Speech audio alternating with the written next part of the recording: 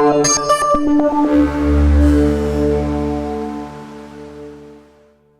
is the head of unit Industrial Technologies, Policy and Strategy, and she comes from the EU Commission, DG Research and Innovation. Welcome up on stage, Doris Schroecker. Thank you very much. Thank you, Mia. Thank you. Thanks, VINNOVA, for inviting me. I'm really pleased to be here, not only because I like Stockholm and Sweden, but because it's very nice to speak to people who want to make it and to bring you a bit closer to Brussels, or rather to bring Brussels to here.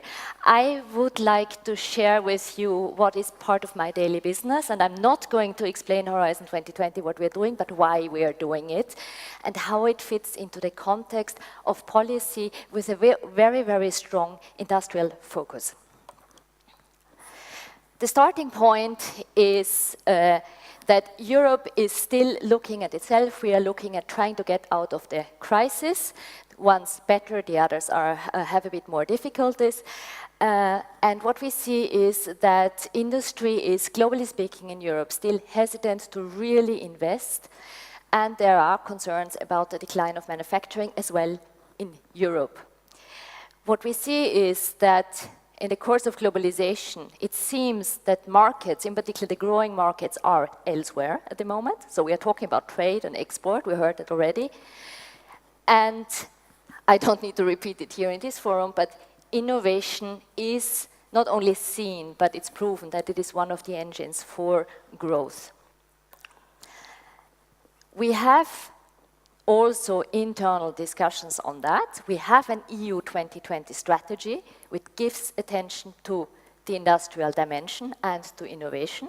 You see here, it's the Innovation Union, it is an industrial policy, the digital agenda I put here on the slide as well, because the IT sector and communication technologies are big drivers as well and need and trigger innovation. And there is a renewed attention to the relevance of research and innovation as a cross-cutting policy, and we have instruments in that. I wanted to show you this slide. It shows the correlation between R&D investment, so the innovation dimension, and the GDP growth. You see Sweden up right in the corners. So I'm talking to the best in class. I'm really looking forward to how you perceive that. There is the goal of reaching 20% manufacturing in Europe. Sweden is already beyond that. There are other areas which are far from that. So the question is really how to achieve that. And it's about the competitiveness, it's about employment, and it is about using and maintaining the skills we have in Europe. And the big realization that innovation should not be disconnected from business. And there's a realization as well that you need that feedback loop, that also the experience and the skills are maintained and need to be further developed with the actual practice. Europe is here up in the right corner, but we are in heavy competition. There are some who are faster, some who are more innovative. And I think these statistics are based on what we call the innovation indicators, which is counting patents, for example. And Europe is quite good in this, also in the area which is my background in the Commission, the key enabling technologies. What we need is, we need to strengthen the European industry and also the research side to make use of these patents, to make use of the knowledge and turn it into business. If we look at this outlook from today towards 2050, then we see that the share of the European Union is likely to decrease. So the question is, what does this mean? I see 3 points we need to keep an eye on. First of all, we shouldn't lose more than that in terms of market share.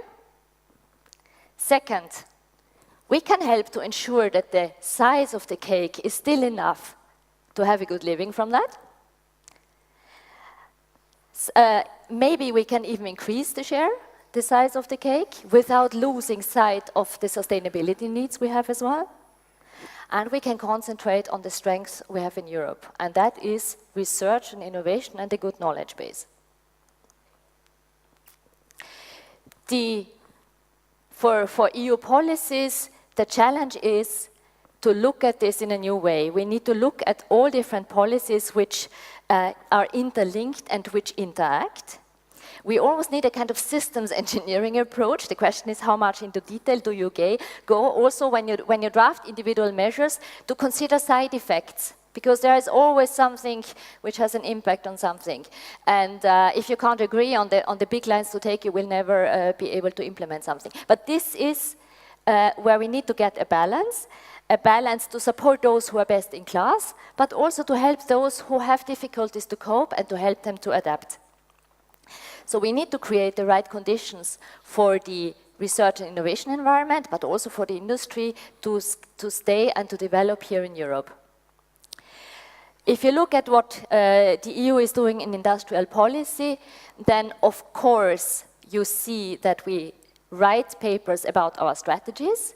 We do something about it as well. We have task forces and think tanks which are looking particularly into advanced manufacturing and into key enabling technologies.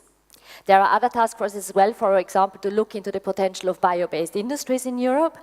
And we have programs with concrete help. For example, if you look at this COSME program, it can help, it gives assistance to small and medium-sized enterprises, to help find finance, to help matchmaking, to find a place in the value chain, IPR help desk on these kind of things, and to support as well clusters which can at regional and at national level also help the enterprises to find a place and to grow. If you look at the Innovation Union, I don't want to scare you because there is a variety of different measures.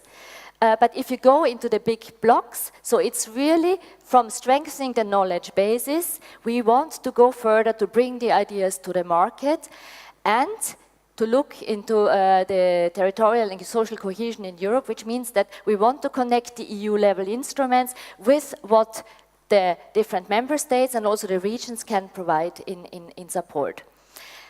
We are monitoring as well, and what I learned from today is already that in addition to the quantitative indicators we are looking on a regular basis, we should also look into these soft skill factors, into the capacity, the openness to cooperate, to organize, to deal with complexity, into skills, and not the least also into the ability, like today, to sit back and to position yourselves and to do some kind of strategic forward-looking for where to set the priorities.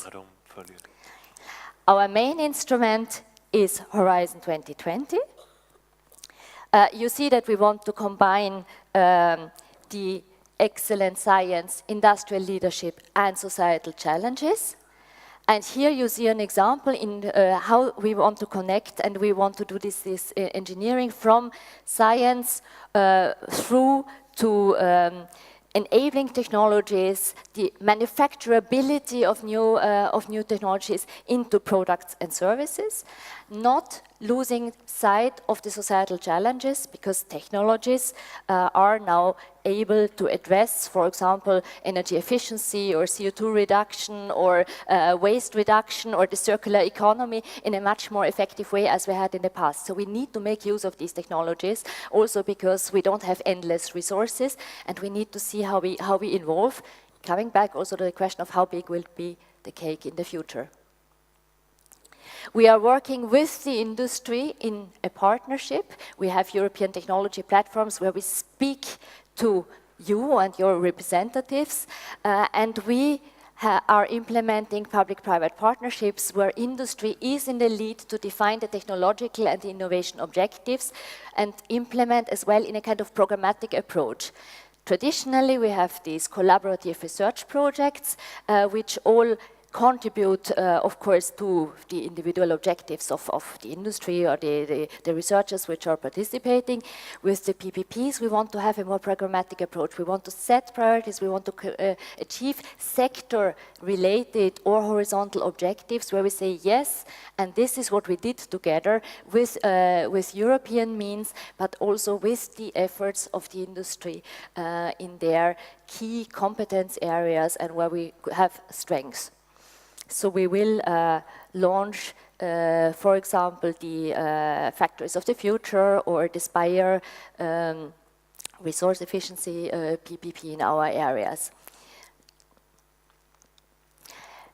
We support not only collaborative research in Horizon 2020, it is one instrument which has a variety of possibilities to create also the background, to work with the member states, to see how member states can work together for cross-border programs, for example, through the public-private partnerships. We provide possibilities that access to finance is facilitated through the European Investment Bank. And at the bottom you see as well that the European Institute of Technologies is now part of this instrument, and we expect a Knowledge and Innovation Center on manufacturing for 2016. So I would be very pleased if that would go on a separate slide next time. I spoke already that we look for synergies between the European level instruments and what happens at the member states and regional level, and we are just in the process of completing on all sides the programs to see how we can best use and how you can also make best use of these synergies. I close with one slide. You don't need to go into detail. I think you're all familiar. We were looking into what are the success factors. Can you trace back from a research project that it will become a success to the market? And it's not that easy. It is easier to look at successes and then to go back and to see how people worked and what was needed.